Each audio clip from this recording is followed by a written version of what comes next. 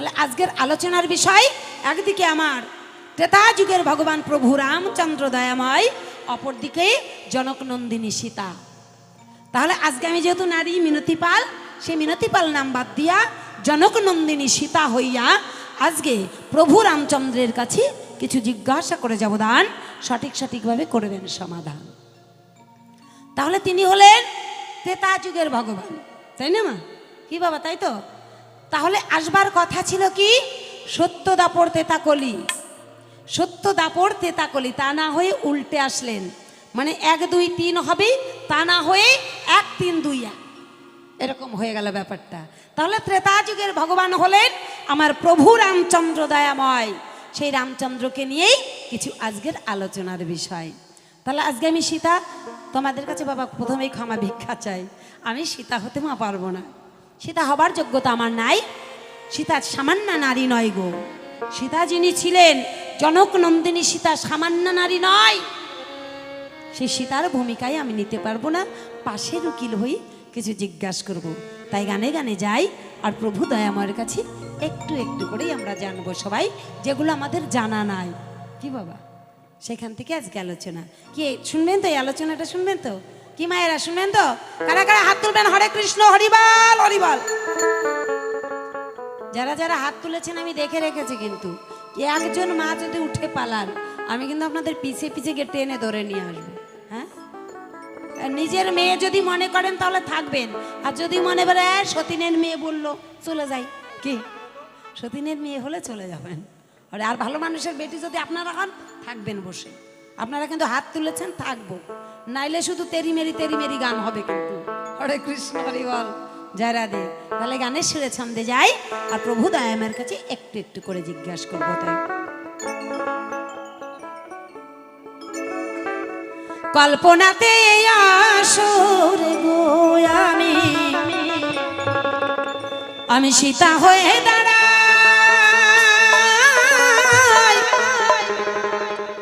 বিপক্ষে দিয়েছেন যিনি রামচন্দ্র প্রভু দয়াময় রে। কল্পনাতে আসরে গো আমি, কল্পনাতে আসরে জয় জয় ভগবান রামচন্দ্র, হরি বল হরি বল হরি বল।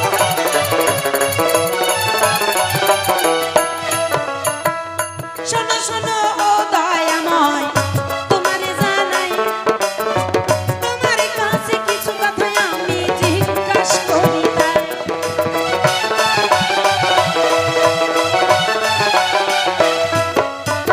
প্রথমবারে তোমার কাছে প্রভু জিজ্ঞাসা করিলাম, সঠিক জবাব দিয়ে তুমি করবে সমাধান।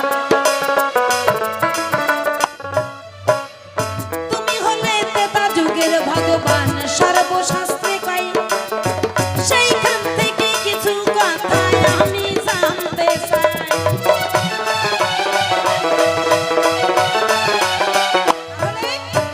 প্রভু রামচন্দ্র হলেন ত্রেতা যুগের ভগবান। তাহলে হে দয়াময়, আজকে তোমার কাছে আমার প্রথমবার জিজ্ঞাসা রায়, প্রভু রামচন্দ্রকে একমাত্র পূর্ণ ব্রহ্ম বলা হয় কি?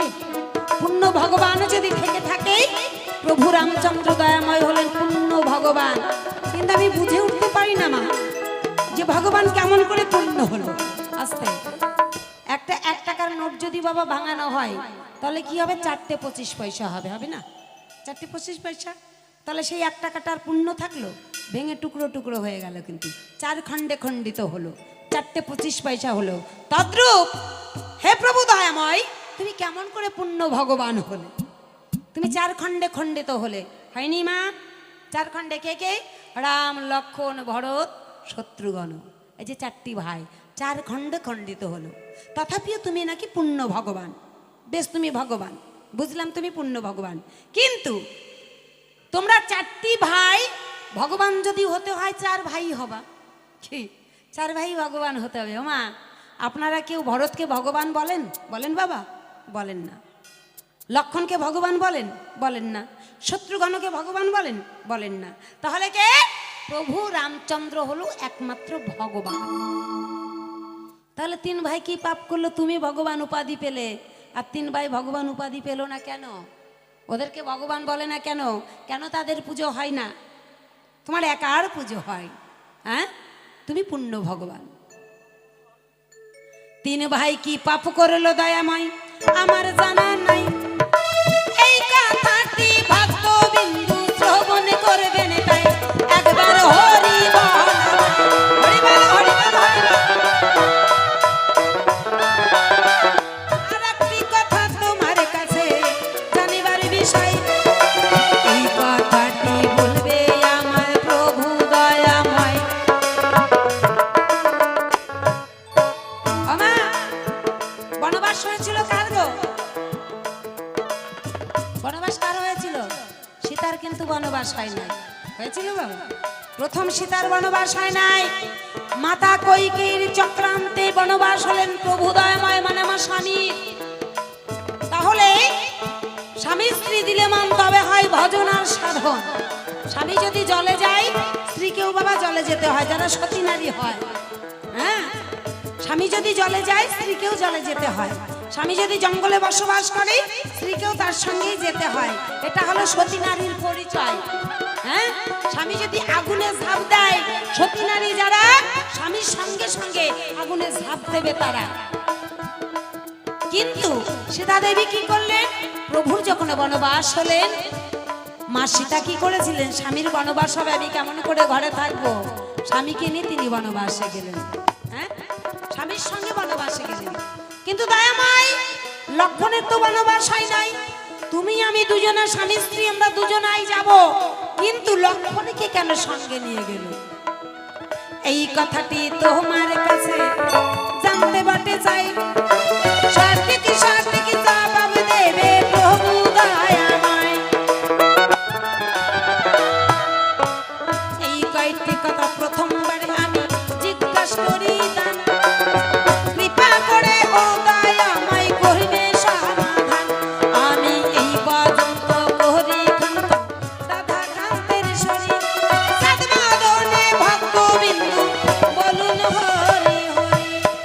জয় জয় রাধা কৃষ্ণ প্রেমানন্দ, হরি বল, হরি বল, হরি বল, হরি বল, হরি বল। তাহলে প্রথমবারে জিজ্ঞাসা কি থাকলো বাবা? যে তুমি একা যাবে বনবাসে, তোমার সঙ্গে আমি স্ত্রী, আমি যেতে পারি তোমার সঙ্গে, কিন্তু লক্ষণকে কেন সঙ্গে নিলে? তুমি ভগবান, তোমার কিসের ভয়? তোমাকে আমরা ডাকি, কি বাবা? আমরা ডাকি, হে দয়াময় তুমি আমায় রক্ষা করো। তুমি কেন কিসের ভয় পেলে? যে সীতাকে নিয়েও হলো না, তুমি লক্ষণকে সঙ্গে করে গেলে। আর তুমি কেমন করে পূর্ণ ব্রহ্ম হলেই একটু বলে যাবি, খুলে বলে। আবার জানতে চাই, প্রভু রামচন্দ্র দয়াময়কে ভগবানকে নাকি বোকারাম বলা হয়, বলে না? এই ভগবান রামচন্দ্র হলো বোকারাম, এটাও বলে। তাহলে কেন তোমাকে বোকারাম বলবে? ভগবান তুমি, তোমাকে কেন বোকারাম বলা হয়? এই তিনটি জিজ্ঞাসা আমি তোমার কাছে জানতে চাই, তুমি সঠিকভাবেই জবাব দেবে সবাই। জয় গুরু জয়। এখন আমি বসে যেতে চাই, আসবেন আমার প্রভু রামচন্দ্র দয়াময়, দেখি তিনি এসে কোন কথা কয়, কোনভাবে দেয় তিনার ভাবের পরিচয়। প্রভুর মুখস্থিত বাণী আমরা সকলেই শ্রবণ করব। তাহলে মনে আছে তো বাবা? আমার মনে আছে তো? হ্যাঁ, কার কার মনে আছে একটু হাত তুলবেন। হরে কৃষ্ণ, হরি বল। जिस माला में राम नाम ना, वो माला किस काम के? भजले मनुआ शाम सवेरे, एक माला हरि नाम के। जिस माला में राम नाम ना, वो माला किसी काम के। গানটা হিন্দি কিন্তু বাংলার মতোই, কারো বুঝতে কোনো অসুবিধা হবে না, এত সরল হিন্দি। जिस माला में राम नाम ना, वो माला किस काम के। এই যে আমরা যে মালা রাম জপ করি না, একবার রাম বলি, একবার কৃষ্ণ বলি, একবার হরি বলি। আমাদের নামই তিনটা, হরে কৃষ্ণ রাম। এই তিনটাই আমাদের নাম, হরে কৃষ্ণ রাম। 8 বার হরে, 4 বার কৃষ্ণ, 4 বার রাম। আমাদের মূল নামটাই হচ্ছে হরে কৃষ্ণ রাম। তো আমরা যে মালা, এই যে মালা জপ করছি পড়ে আছি, এটাও নামের মালা। আমরা যে জপ করি তাও নামের মালা। এবার আমাদের মনের মালাটা যদি ঠিক হয়ে যায়, মনের মালাটা, আমাদের মনে যেন গোবিন্দের নাম থাকে, তাই বলছে जैसे माला में राम नाम ना ओ माला किसी काम, जैसे माला में राम नाम ना ओ माला किसी काम, भजल मनोहा श्याम सावेरे, भजल मनोहा श्याम सावेरे, एक माला हरि नाम के, जिस माला में राम नाम ना ओ माला किसी काम की, जिस माला में राम नाम ना ओ माला किसी काम की।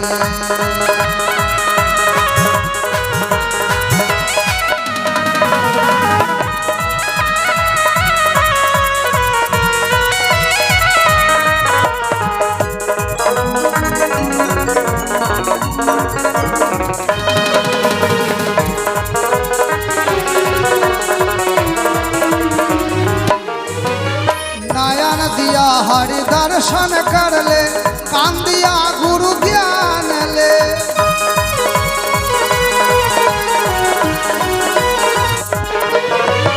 नयन दिया हरि दर्शन कर ले, कान दिया गुरु ज्ञान ले, मुख दिया हरि बोल रे मनुआ,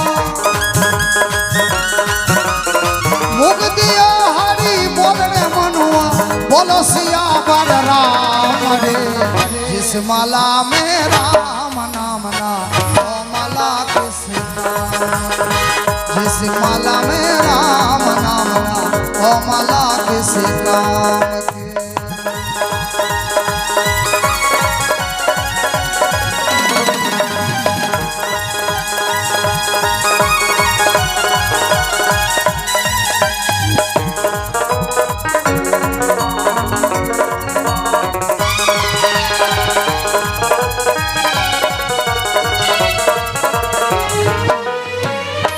संसार कागज की पुड़िया बूंद पर गल जाए रे,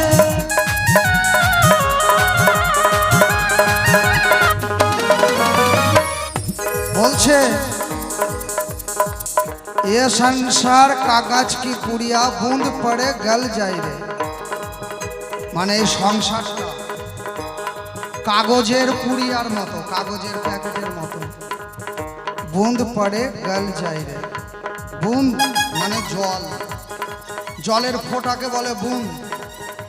জলের ফোঁটা পড়লে যেমন কাগজের প্যাকেট গলে যায়, তেমন এই সংসারটাও। সংসারে আজ আছি কাল নাই, কাল যে আমরা থাকবো বলতে পারবো? বেঁচে আছি এটাই আশ্চর্য। কার কখন সংসার ভেঙে যাবে কেউ জানে না, মানে কে কবে এই দুনিয়া থেকে চলে যাবে কেউ জানে না। তাই বলছে এ সংসার কাগজ কি পুড়িয়া बूंद पड़े गल जाए रे, तेरी मेरी छोड़ पागेला,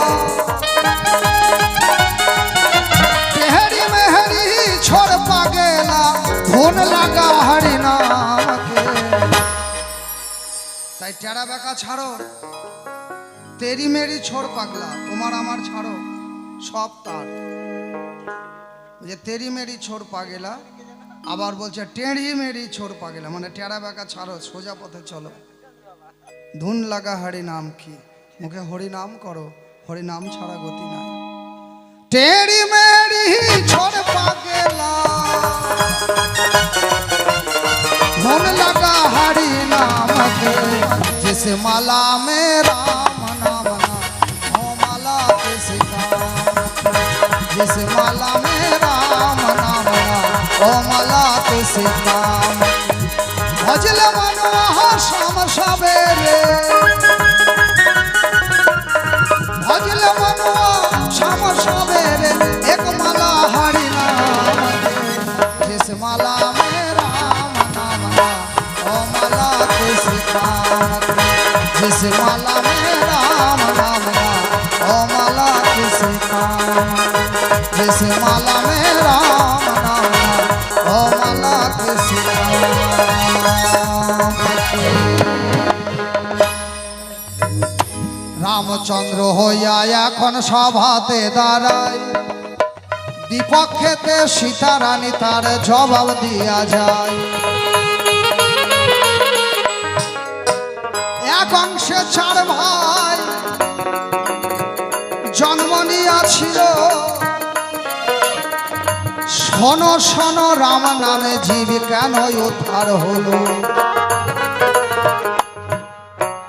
এই এক রাম নামে 5 জন আছে, মিথ্যা কথা নয়।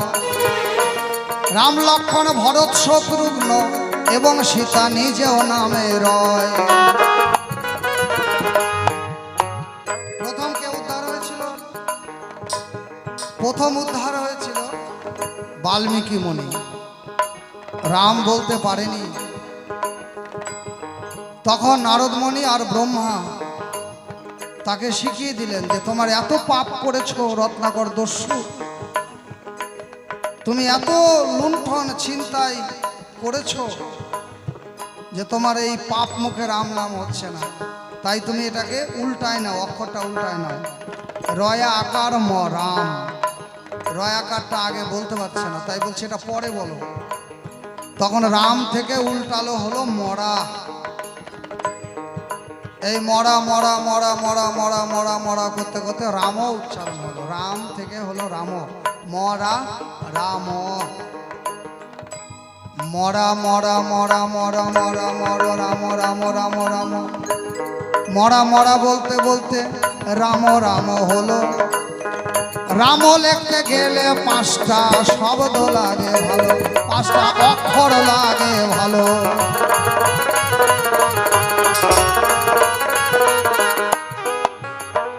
রয় আকার ম আর বিসর্গ, তবে হবে রাম। যেমন নম তেমন নাম তেমন রাম। রয় আকার ম আর বিসর্গ, বা রয় আকার ময় ওকার রাম, এখানে উচ্চারণ হবে রাম। রয় আকার ম বিসর্গ। র লিখতে গেলে আগে ব লিখতে হয়। ওই বয়ে আছে 3 কোনা, বয়ে আছে সীতা, বয়ের নিচে বিন্দুরূপী আছে জনার্দন মানে রাম। আকারেতে ভরে তশ্চৈব ময় লক্ষণ, বিসর্গয়ে শত্রুঘ্ন। এক নামে 5 জন হলো, তাই রাম নাম পূর্ণ নাম হয়। শোনো শোনো সীতারানী জানাই আজ তোমার। সীতারানী রাম নারায়ণের পূর্ণই অবতার, আর পরশুরাম হচ্ছে রামায়ণের আংশিক অবতার। রামায়ণের 2টা অবতার, কে?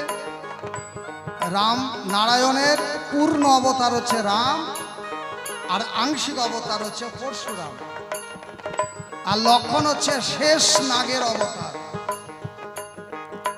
তুমি যেমন লক্ষ্মী থেকে সীতা, এক একজনের অবতার। তাই রাম পূর্ণ ব্রহ্ম নারায়ণ। আর এই একবার রাম নাম উচ্চারণ করলে রাম সীতা ভরত লক্ষণ শত্রুঘ্ন উচ্চারণ হয়। সবার আগে উচ্চারণ হয় সীতা, 3 কোনা বয়ে বেশ সীতা। আর আমরা যখন রাম সীতা একসঙ্গে বলি তখন আগেও বলি সীতা, জয় সিয়ারাম, জয় সিয়ারাম। আগে সীতা পরে রাম। আর এই যে যখন আমরা রাম বলি তখন এই যে 3 কোনা বয়ে আগে সীতা পরে রাম। যুগে যুগে সব দিন নারীদেরই আগে সম্মান, সব ধর্মেই নারীদের সর্বাগ্রে সম্মান। এই জন্যই তো নারীদের এত যত্ন করে রাখা হয়। সনাতন ধর্মে ছোট ছোট বাচ্চা মেয়েদের দুর্গা বানিয়ে পূজা করা হয়। ইসলাম ধর্মে মেয়েদেরকে বোরখা দিয়ে পর্দা দিয়ে সুরক্ষিতভাবে যত্ন করে গার্ডে রাখা হয়। মেয়েদের সম্মান যুগে যুগে সব দিন সর্বাগ্রে। প্রথম কথা শোনো সীতা, তোমার হয়ে গেল। রামকে কেন বোকারাম বলে তাহাও বলবো ভালো। আরে কেন লক্ষণের সঙ্গে গেল? যেখানে লক্ষণ সেখানেই তো রাম, আর যেখানে রাম সেইখানেতে থাকে ভাই লক্ষণ।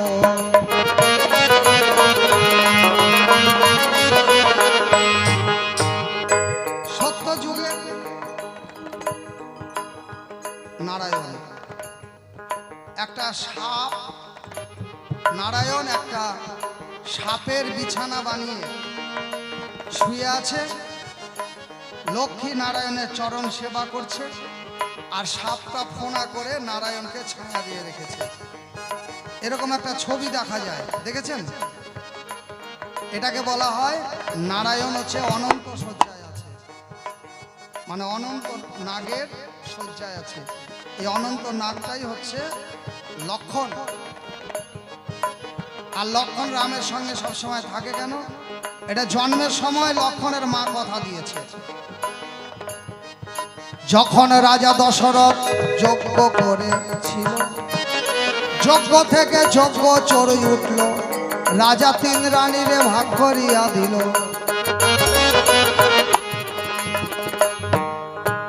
যজ্ঞ করলো, যজ্ঞ চড়ু উঠলো, মানে যজ্ঞের প্রসাদ উঠলো, ওইটা ভাগ করে রাজা 3 ভাগ করে 3 রানীকে দিল।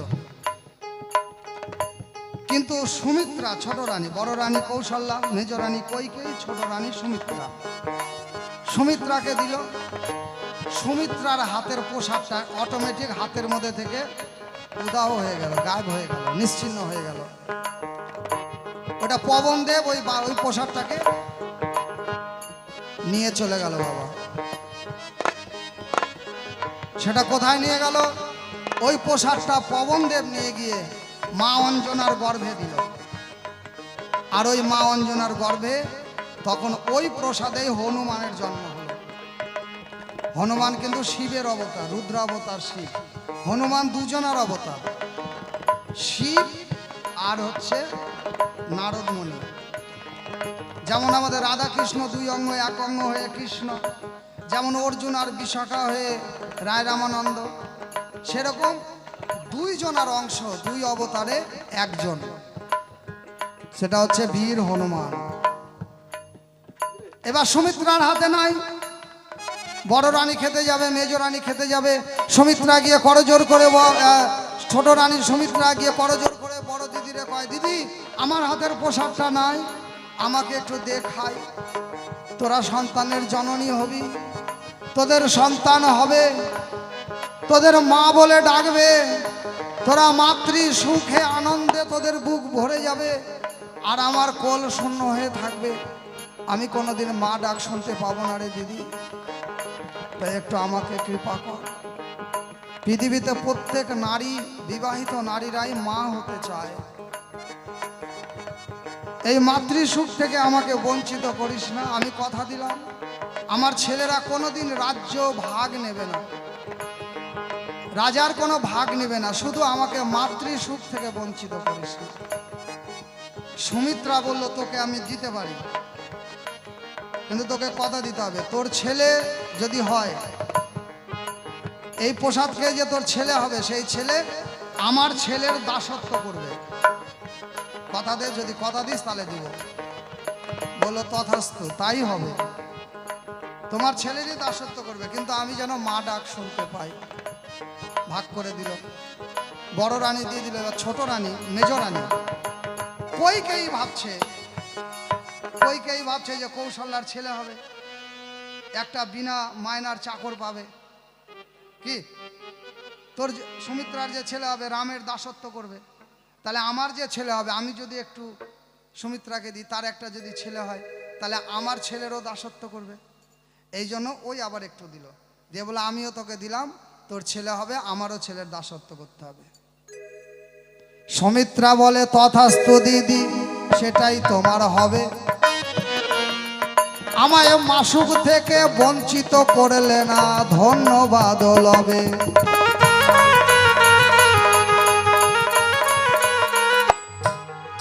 তাই রামের সঙ্গে লক্ষণ, রাম লক্ষণ ভরত শত্রুঘ্ন আমরা এইভাবে বলি।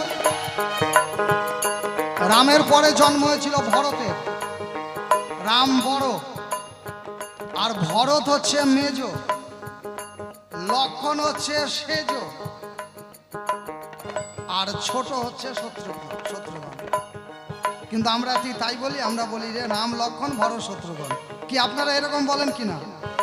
তাহলে রামের পরেই লক্ষণ, কারণ ওই যে রাম আর লক্ষণ একসঙ্গে থাকবে, রামের সেবা করবে। আর ভরত আর শত্রুঘ্ন, এবার ভরতের সেবা করবে শত্রুঘ্ন। সুমিত্রা দুইবারে খেলো, তাই তো তার দুইটা ছেলে হলো। এরা দুজন একবারে খেয়েছিল, তাই একটা করেই পেল।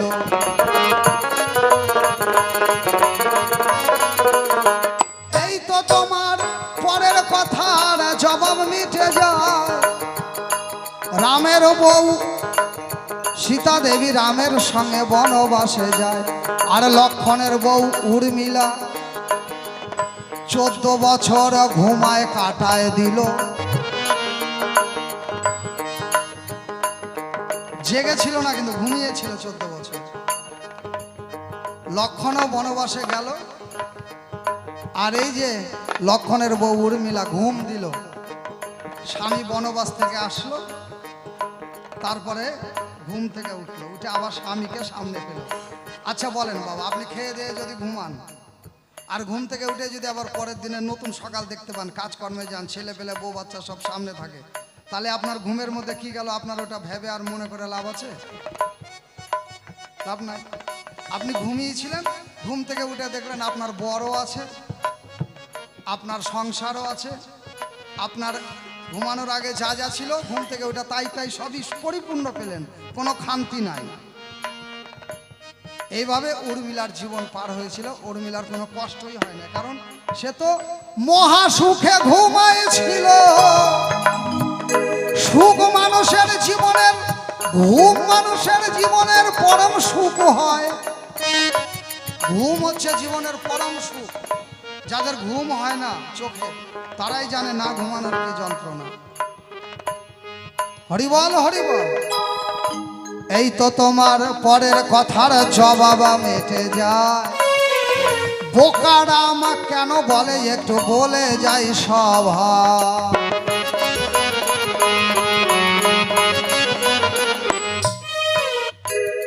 নারায়ণ যখন নরসিংহ রূপ ধরে প্রহ্লাদের বাবা হিরণ্যকশিপুটারে মারে, ওই নরসিংহ হয়ে দেখো বিরাট হুঙ্কার ছাড়ে।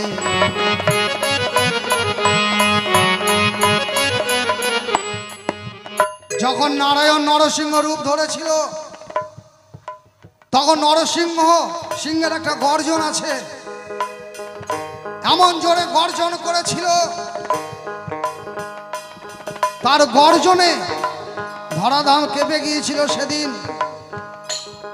কি বলি আপনাদের ধারে, সেই গর্জন পৌঁছে গেল পুলহ মনির আশ্রমে। পুলহ মনির স্ত্রী পুলমা, সে গর্ভবতী। ওই হুঙ্কারে গর্ভপাত হয়ে গেল। পুলহ মনির পুত্র, পুলহ মনির অর্ধাঙ্গিনী ওই পুলমার গর্ভপাত হয়। তখন পুলমা নরসিংহ নারায়ণকে অভিশাপ দেয়। অভিশাপ দিল, হে নারায়ণ, তোমার হুঙ্কারে আমার গর্ভপাত হয়ে গেল। তুমি যে ভগবান, তুমি ভুলে যাবে। তুমি যে ভগবান, তুমি ভুলে যাবে। তুমি যে নরসিংহ, এটাই তোমার মনে রবে। তখন নারায়ণ করজোড় করে বলল, সতী, মা সতী, তুমি পরম ভক্ত। ভক্ত আমার মাতা পিতা, ভক্ত আমার গুরু, ভক্ত আমার নাম রেখেছে বাঞ্ছা কল্পতরু, ভক্ত দিলে খাই। না দিলে সেদিন আমি উপবাসে যাই। ভক্তের হাতে আমার প্রেমের ডুরি, ভক্ত আমাকে যেই দিক ঘুরায় আমি সেই দিক ঘুরি। তাই তুমি সতী নারী, তোমার গর্ভপাত হয়েছে, আমি তোমার সন্তানকে আবার বাঁচিয়ে দিচ্ছি। নারায়ণ সেই সন্তানকে বাঁচিয়ে দিল। ওই সন্তানের নাম হচ্ছে পুলস্তমণি, ছেলেটার নাম পুলস্তমণি। বলে এবার তুমি তোমার অভিশাপ ফিরিয়ে নাও। বলে বাক্য একবার বেরিয়ে গেলে তো আর ফেরানো যায় না, তাই আমি আবার আশীর্বাদ করছি।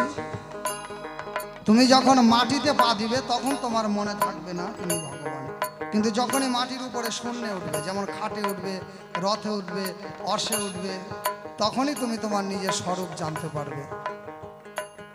তাই তো রামচন্দ্র ভগবান মাটিতে পা দিলে নিজে ভুলে যেত। তাই তো লক্ষণ মরার পরে রাম এত কাঁদো কাঁদো।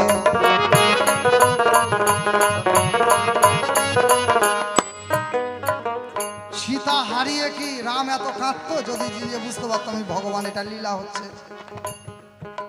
এত কেঁদেছিল কারণ ভুলে গিয়েছিল। তাই বলে বোকারা লক্ষণের সে শক্তি ছেলে পড়লো, রাম কত কেঁদেছিল। তার মানে পুলমার অভিশাপে বোকা হইয়া গেল। তাই বলে বোকারাম তোমায় আমি দিলাম সমাধান। চাঁদ বদনে হরি বলো যত ভক্তগণ, জয় জয় রাম সীতা বজরং বলি ব্রহ্মানন্দে হরি হরি বলো। এইবার সীতার ধারে আমি কিছু জানিবারে চাই। তুমি কেন লক্ষণের গণ্ডি উপেক্ষা করে নৌকা চলে যায়? সীতা কিন্তু লক্ষণের গণ্ডি উপেক্ষা করে রাবণের সাথে লঙ্কা গিয়েছিল। সীতা যদি নিজের ইচ্ছায় না যেত, রাবণের ক্ষমতা ছিল না নিয়ে যায়। তুমি লক্ষণের গণ্ডি অপেক্ষা করে গণ্ডিকে করলে অপমান, তবেই তোমায় লঙ্কায় নিয়ে গেল ওই না রাবণ।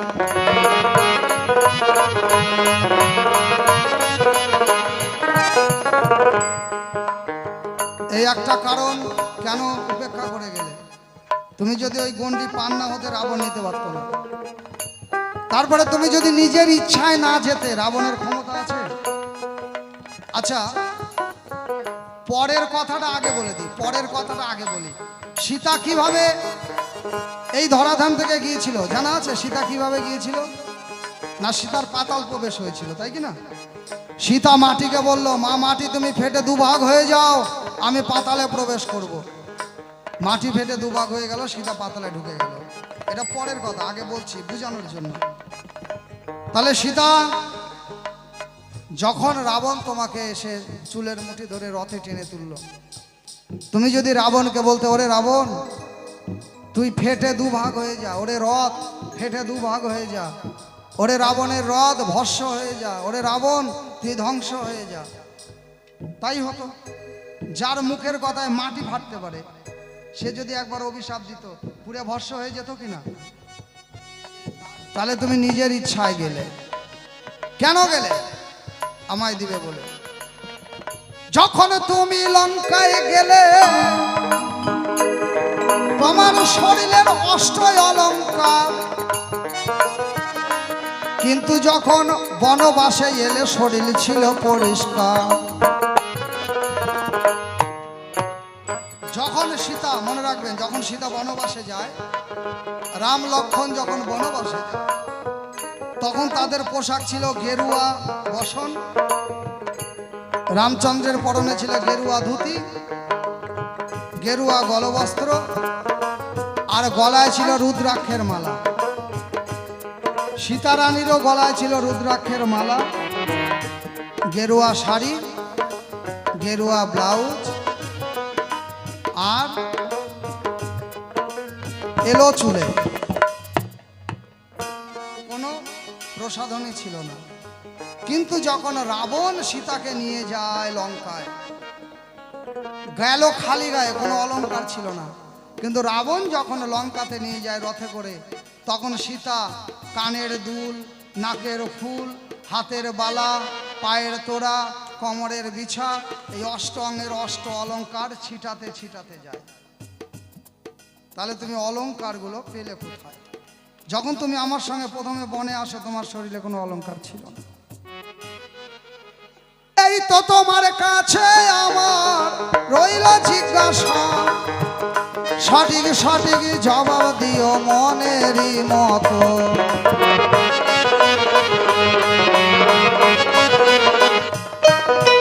আমি এইখানেতে অল্পে অল্পে গল্পে গল্পে সারি, তারপরে এসে সীতা জবাব দিবে রামের ঘরের নারী।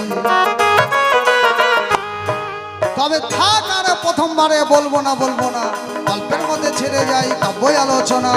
এইবার সীতা রানী সভাতে আসিবে, আমার কথার জবাব দিয়ে যাবে। দেখি কোন ভাবে কোন কথা মিলাইয়া দেয়, কোন ভাবে দেয় তার ভাবের পরিচয়। আমি সুরছন্দ তালে যদি মন্দ কিছু বলি, সাধুগুরু বৈষ্ণব সবাই দিবেন চরণ ধুলি। আমার আসরে আছে যত মাতৃ জাতি, সকলের চরণেতে জানাই গো প্রণতি।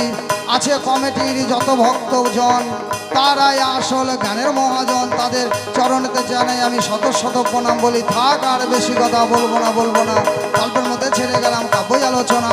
সুরছন্দের তালে যদি হয় কোনো ভুল, আমার ভুলগুলো করে নেবে চরণের ভুল। তবে আর বেশি কথা বলতে আমি যাবো না, এখানে আমি করো পরিখান্ত। রাধা গোবিন্দেশ্বরী জয় জয়, রাধা গোবিন্দ ব্রহ্মানন্দে, রাম সীতা বজরং বলি প্রীতি ব্রহ্মানন্দে। জয় জয় মা গঙ্গা প্রীতি ব্রহ্মানন্দে। হরি জয় মা গঙ্গা, জয় মা গঙ্গা। ধৈত্রীকে যদি বলতে পারো তুমি ফেটে যাও, তোমাতে আমি প্রবেশ করব, তাহলেই সামান্য তো লঙ্কা অধিপতি রাবণ রাজা, সেই রাবণকে যদি বলতে তুমি ভস্ম হয়ে যাও, তুমি ভস্ম হয়ে যেত। রথকে যদি বলতো তুমি ফেটে যাও, চৌচির হয়ে যাও, পড়ে যেত। কিন্তু তুমি লক্ষণের গণ্ডে উপেক্ষা করে কেন তুমি রাবণের সঙ্গে গেলে, তাই না? এই তো জিজ্ঞাসা। আর কিছু জিজ্ঞাসা করেছে বাবা? এই একটাই জিজ্ঞাসা করেছে, তাই না? যে তুমি রাবণের সঙ্গে কেন গেলে। তাহলে রাবণের সঙ্গে আমি কেন গেলাম, কিসের কারণে গেলাম? হে প্রভুদয়ময়, তোমার জানা আছে কিন্তু তুমি বলবা না, তথাপি আমার কাছেই জানতে চাও যে সীতা দেবী কেন রাবণের সঙ্গে গিয়েছিল। আর বলেছে, আপনারা বাউল গান শুনছেন তো বাবা? তাহলে শুনছেন, তাহলে বলছেন যে আর কিছু বলে নাই, এই একটাই জিজ্ঞাসা করেছে।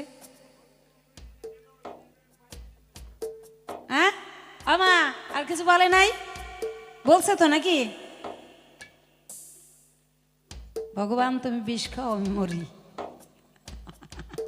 আরো জিজ্ঞাসা করেছে বাবা, যে যখন তোমাতে আমাতে আর লক্ষণ সঙ্গে নিয়ে বনবাসে আসলাম, তখন তোমার গায়ে কোনো অষ্ট অলঙ্কার ছিল না। হ্যাঁ, গেরুয়া পোশাক, গলায় ছিল রুদ্রাক্ষের মালা, তোমার গায়ে অষ্ট অলঙ্কার ছিল না। কিন্তু রাবণ যখন তোমাকে নিয়ে গেল হরণ করে সোনার লঙ্কায়, সেই লঙ্কায় যেতে যেতে তুমি অষ্ট অলঙ্কার ফেলতে ফেলতে গিয়েছিলে, দৃষ্টান্ত দিতে দিতে গিয়েছিলে। সেই অষ্ট অলঙ্কার তুমি কোথায় পেলে? তোমার কাছে তো ছিল না। হ্যাঁ, ঠিক না? তাহলে তোমার কাছে অষ্ট অলঙ্কার ছিল না। রাবণ যখন নিয়ে যায়, ওই অষ্ট অলঙ্কার তুমি কোথায় পেলে? সীতা একটু খুলে বলবে। শুনবেন তো নাকি? শুনবেন তো আমার, শুনবেন তো যে সীতা অষ্টালঙ্কার কোথায় পেয়েছিল? অষ্টালঙ্কার পেয়েছিল। তাহলে বলবো, তাহলে কেন রাবণের সঙ্গে গেল, লক্ষণের গণ্ডে উপেক্ষা করলো? একদিন সীতাকে যখন প্রভু দয়াময় বিবাহ করে নিয়ে আসলো রাজপ্রাসাদে, রাজপ্রাসাদে আনবার পর কি হলো? সীতা দেবী মনে মনে ভাবছে, তাই স্বামী দেবতাকে বলবো, তাই আমি বাড়িতে একটা বৈষ্ণব সেবা দিতে চাই। কি মা, বাড়িতে বৈষ্ণব সেবা দিলে গৃহস্থর মঙ্গল হয়, সমস্ত কিছু মনের সুখ শান্তি ফিরে পাওয়া যায়। তাহলে বাড়িতে একটা বৈষ্ণব সেবা দিতে চাই। এখন দয়াময়কে ডেকে ডেকে বলে, ওগো আমার স্বামী, তুমি আমার কাছে অনেক দামি, আমার কথা নেবে, তুমি বাড়িতে একটা বৈষ্ণব সেবার আয়োজন করবে। আমার মনে বড় সাধ, মনে বড় স্বপ্ন, আমি একটু বৈষ্ণব সেবা দিতে চাই। এখন দয়াময় ডেকে ডেকে বলে, সীতা, আমি তোমার স্বামী, আমি তোমার কাছে দামি, তুমি বলছো বৈষ্ণব সেবা দেবে, আর এই কথা আমি রাখবো না? আমি প্রভু দয়াময় রামচন্দ্র, বেশ, তোমার কথা মতো বাড়িতে আমি বৈষ্ণব সেবার আয়োজন করব। তাহলে বৈষ্ণব কোথায় পাই? ত্রিভুবন ঘুরে ঘুরে আমি বৈষ্ণব কোথায় পাই? কি বলবো আপনাদের ধারে? তাই বৈষ্ণব খুঁজতে খুঁজতে দেখা গেল পরম বৈষ্ণব যদি থেকে থাকে, লঙ্কার অধিপতি রাবণ রাজা তিনি হলেন পরম বৈষ্ণব। তিনার মতো বৈষ্ণব আর ধরাই নাই। এখন রাবণ রাজাকে গিয়ে বলে, শোনো, আমার সীতামা বৈষ্ণব সেবা দিতে চায়, ত্রিভুবন ঘুরে ঘুরে বৈষ্ণব আর পাই নাই, এখন দেখি তুমি পরম বৈষ্ণব, তাহলে তুমি বৈষ্ণব সেবা নিতে যাবে। ও মা, রাবণ রাজা যথারথের সময় গেল বৈষ্ণব সেবার তরে। এখন যখন বৈষ্ণব সেবার তরে যাই, দয়াময়কে ডেকে ডেকে কয়, রাবণ তাই প্রভু দয়াময়, বৈষ্ণব সেবা নিতে পারি, তবে আমার একটা শর্ত আছে, সেই শর্ত যদি তুমি মানতে পারো তবে আমি বৈষ্ণব সেবা নিতে পারি। ভগবান ডেকে ডেকে বলছেন, বলো প্রভু কি তোমার সেই কথা? এখন বলে, যে ঘরে আমি বৈষ্ণব সেবা নেব সেই ঘরে সীতা আর আমি ব্যতীত ছাড়া দ্বিতীয় কোনো ব্যক্তি থাকবে না। এই কথা যদি তুমি মানতে পারো তবেই আমি বৈষ্ণব সেবা নিতে পারি। দয়াময় ডেকে ডেকে বললেন, রাবণ রাজাকে বেশ তথাস্থ, তাই হবে, তোমার কথা মতোই কাজ হবে। সীতা যে ঘর তোমাকে বৈষ্ণব সেবা দেবে, সীতা আর তুমি ব্যতীত দ্বিতীয় কোনো ব্যক্তি থাকবে না। ও বাবা, যথারীতি সময় সীতা মা কি করলেন? বৈষ্ণব সেবার করলেন আয়োজন। রাবণ রাজা গেলেন বৈষ্ণব সেবা নেবার তারে ঘরে, সঙ্গে সঙ্গে রাবণ রাজা ঘরটা বন্ধ করে দিল। তাই এখন মনে মনে তো একটু ভয় হবে, তাই না? একজন পরপুরুষ ঘরে ঢুকে যদি বন্ধ করে দেয় দরজা, সীতা মা মনে মনে ভাবছেন যে রাবণ কেন দরজা বন্ধ করলো, কিন্তু সীতা তো অন্তর্যামী, সে তো সব কিছুই বুঝতে পারছে। এখন বলছেন, প্রভু দয়াময়, আমি পারস সাজিয়েছি, এই নাও তুমি এবার সেবা নাও। যখন বাবা পারস সাজিয়ে বৈষ্ণবের সামনে সীতা দেবী গলায় বস্ত্র নিয়ে বলছে, না প্রভু এবার তুমি সেবা নাও। সঙ্গে সঙ্গে রাবণ রাজা কি করলেন? নয়ন জলে বক্ষ ভাসিয়ে কেঁদে কেঁদে সীতা মার দুখানে হাতে জড়িয়ে ধরে বললেন, ও মা, আজ আমি তোর সন্তান হয়ে আমি তোকে অনুরোধ করে বলছি, মা আমি বৈষ্ণবের সেবা নিতে পারি, তবে তুই আমার একটা কথা দিবি, আমি যেদিন তোকে ডাকবো সেদিন তুই যাবি আমার সেই পাপ পুরী সোনার লঙ্কায়। ও মা, তুই যদি আমার পাপ পুরী সোনার লঙ্কায় না যাস, আমার রাবণ বংশ যে উদ্ধার হবে না। সীতা মায়ের হাত দুখানি ধরে কেঁদে কেঁদে রাবণ রাজা বলছে, বল মা, আমায় তুই কথা দে, আমার সঙ্গে যাবি সেই পাপ পুরী সোনার লঙ্কায়। রাবণের চোখের জল মুছিয়ে দিয়ে সীতা দেবী সেদিনে কথা দিয়েছিল, আজ যখন আমায় তুই মা বলে ডেকেছ, আজ আমি কথা দিলাম, যেদিনে তুমি আমাকে স্মরণ করবে আমি যাব তোমার সঙ্গে সেই পাপপুরী সোনার লঙ্কায়, তবে আমার কথাও তোমাকে রাখতে হবে, যেদিন তুমি আমাকে নিতে আসবে ঠিক এই রকম বৈষ্ণব বেশেই আমাকে নিয়ে যেতে হবে। আসলো সেই দিন, গেলেন সেই পঞ্চবটির বনে রাম লক্ষ্মণ আর সীতা। সঙ্গে সঙ্গে কি করলেন? সীতা দেবী মনে মনে ভাবলেন, আজকে আসলে সে, আমি তো সন্তানকে কথা দিয়েছি, আমি যে ভক্তকে কথা দিয়েছি যাব সেই পাপ্পুরী সোনার লঙ্কায়। রাবণ বলেছিল, মা লক্ষ্মী যদি যায় নারায়ণ সেখানে যাবেই যাবে। কি মা, লক্ষ্মী যদি যায় নারায়ণ কি না গিয়ে থাকতে পারে? তাই সীতাকে যদি নিয়ে যেতে পারি, প্রভু রামচন্দ্র দয়াময় গেলে আমার রাবণ বংশ সেদিন উদ্ধার হবে, এই কারণেই কথা দিয়েছিল। এখন কি করে বাবা যাবে রাবণের সঙ্গে? সোনার হরিণ কখন হয়? সোনার হরিণ তৈরি করলেন, মায়াবী হরিণ। এখন হরিণ সেজে কি করলেন? হরিণ সেজে সীতার কুঠিরের ধার দিয়ে ঘোরে। এখন দয়াময়কে সীতা ডেকে ডেকে বলে, গো দয়াময়, দেখো দেখো কত সুন্দর একটা সোনার হরিণ ঘুরছে, তাই ওই সোনার হরিণটা তুমি আমাকে ধরে দাও, ওই সোনার হরিণ আমার চাই। এখন রাবণ কি করলেন? রাম ডেকে ডেকে কয়, ও সীতা, সোনার কখনো হরিণ হয়? ওটা নিশ্চয়ই কোনো মায়াবী। এখন সীতা তো মা জানে ওটা মায়াবী, কিন্তু প্রভু দয়াময় লক্ষ্মণকে যদি ঘর ছাড়া না করা যায়, রাবণের সঙ্গে তো আমি যেতে পারবো না। তাই এখন বলছে, আমি কোনো কথা শুনতে চাই না, ওই সোনার হরিণ আমার চাই চাই চাই। এখন সীতার কথা রাখতে প্রভু দয়াময় গেলেন হরিণের পিছন পিছন। প্রভু দয়াময় যতবার যায় হরিণ তত পিছন থেকে ছুটতে ছুটতে যায়। যত এগিয়ে যায় হরিণ তত ছোটে তাই। গভীর জঙ্গলে গেলেন তাই। গভীর জঙ্গলে গিয়ে কি করলেন? প্রভুর দয়াময় নকল শুরু করলেন। ডেকে ডেকে বলছে, কোথায় ভাই লক্ষণ? প্রাণ যায়, আমায় তুই রক্ষা কর ভাই। এই কথা সীতার করণে ভেসে আসে। সীতা ডেকে ডেকে লক্ষণকে কয়, লক্ষণ তুমি কি শুনতে পাচ্ছ না তোমার দাদার আর্তনাদ? যাও যাও যাও, তুমি এই মুহূর্তে ছুটে যাও ওই গভীর জঙ্গলে, তোমার দাদা কোনো বিপদে পড়েছে। লক্ষণ ডেকে ডেকে বলছে, তাই না দেবী, আমার দাদার কোনো বিপদ হতে পারে না। ফের সুরে আসে, ছুটে আসে কণ্ঠেশ্বর, লক্ষণ কোথায় ভাই? প্রাণ যায়, আমায় রক্ষা কর। সীতা ডেকে বল, লক্ষণ তুমি কি শুনতে পাচ্ছ না তোমার দাদার আর্তনাদ? যাও শীঘ্রই ছুটে যাও, তোমার দাদাকে তুমি রক্ষা করো। তথাপিও লক্ষণ ডেকে ডেকে বলে, মা না দেবী, আমার দাদার কোনো বিপদ হতে পারে না, এ কোনো মায়াবী কণ্ঠেশ্বর। তখন সীতা দেবী লক্ষণকে বললেন, তা ও বুঝতে পেরেছি, তুমি তা যাবে কেন? তোমার দাদার অবর্তমানে আমার সমস্ত রূপ যৌবন দেহ তুমিই ভোগ করবে। সঙ্গে সঙ্গে লক্ষণ সীতা দেবীর চরণ ধরে কেঁদে কেঁদে বলছে, দেবী তুমি কি কথা শোনালে? যেদিন থেকে তুমি আমাদের বাড়িতে এসেছো, আমাদের রাজ্যে এসেছো, সেদিন থেকে আমি তোমার চরণই দর্শন করেছি, তোমার মুখপানে আমি চেয়ে দেখি নাই দেবী। আর এত বড় কথা তুমি বললে, বেশ আমি তাই যাচ্ছি। তবে এই আমি দিয়ে গেলাম আমার পূর্বপুরুষের গণ্ডি, এই গণ্ডি থেকে তুমি কখনো বাইরে যাবে না। যতক্ষণে ফিরে না আসবো ততক্ষণ তুমি যাবে না। বেশ তথা। গেলেন যখন সন্তানে, অমা ভক্তকে কথা দিয়েছে, মা হয়ে সন্তানকে কথা দিয়েছে, সেই সন্তানের কথা যদি না রাখা যায় তাহলে কলঙ্কিত হতে হয়, কুলসিত হতে হয়। এই কারণে সঙ্গে সঙ্গে যখন লক্ষণ গেল, সঙ্গে সঙ্গে রাবণ কি করলেন? বৈষ্ণব বেশে এসে সীতা মায়ের কুঠিরে এসে কি বললেন? ভিক্ষাং দেহি, কে আছো মা কুঠিরে, আমায় কিছু ভিক্ষা দাও। সঙ্গে সঙ্গে সীতা দেবী কিছু ফল নিয়ে ভিক্ষা দিতে গেলেন। যখন ভিক্ষা দিতে যায় দেখে পূর্বপুরুষের গণ্ডি রয়।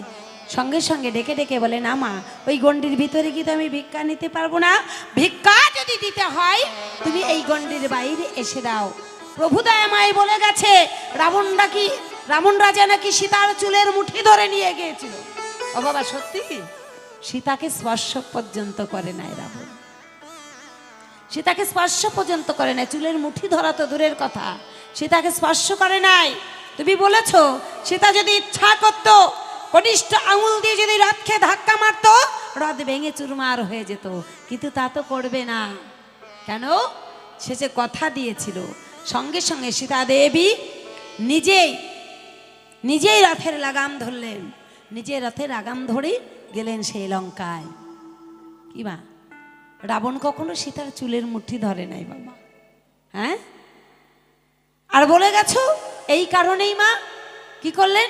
রাবণের সঙ্গে সীতা গিয়েছিল, কথা দিয়েছিল যাবে সেই পাপ্পুরি সোনার লঙ্কায়।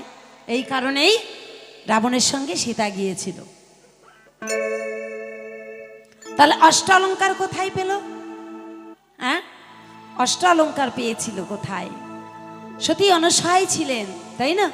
সতী অনুসূয়া একদিন সীতা রাম লক্ষ্মণ যখন গভীর জঙ্গলের দিকে যায়, সেই সতী অনুসূয়ার কুঠিরে যখন যায়, সীতাকে দেখে সতী অনুসূয়া কি করেছিল?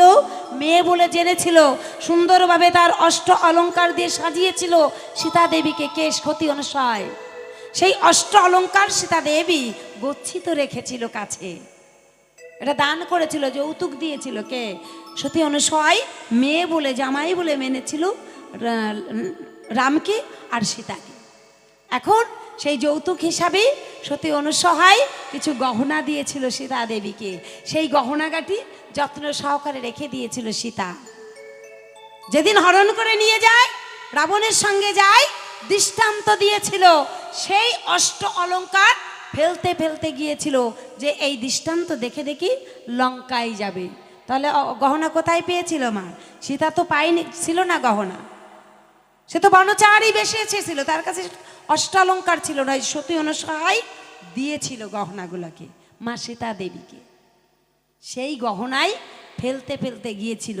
আর সেই দৃষ্টান্ত দেখতে দেখতে হনুমান গিয়েছিল লঙ্কায়, যাই নাই? পবনপুত্র হনুমান গিয়েছিল লঙ্কায়। লঙ্কায় গিয়ে সীতা দেবীকে ডেকে ডেকে বলো, মা তুমি এসেছো এই পাপপুরী সোনার লঙ্কায়, প্রভু দয়াময়কে দেখে দে চোখ দুটো অন্ধ হয়ে যায়, তুমি আমার কাঁধে উঠে বসো, দেখি রাবণের সাধ্য কি আমার কাছ থেকে তোমাকে কেড়ে নেয়। কিন্তু সীতা তো আসে নাই। কেন সীতা আসে নাই? সীতার খোঁজে একদিন প্রভু দয়াময় যাবি, আর সেই পাপপুরী সোনার লঙ্কায় রাবণকুল উদ্ধার পাবি রাম দয়াময়ের চরণ স্পর্শে। কি বাবু, এই কারণেই সীতা গিয়েছিল। জয় জয় রামচন্দ্র প্রমানন্দ, হরিবল হরিবল হরিবল। তুমি শোনো শোনো হে স্বামী, তোমারে জানাই, এই তো তোমারে জিজ্ঞাসা ছিল বলা হলো তাই।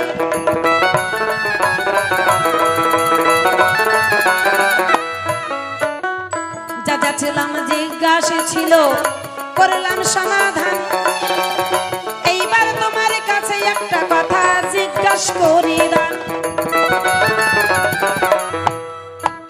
মানে যখন প্রভুর বনবাস হয় আসতে, তখনই বলেছি মা স্বামী স্ত্রীর লেমন তবে হয় ভজন আর সাধন।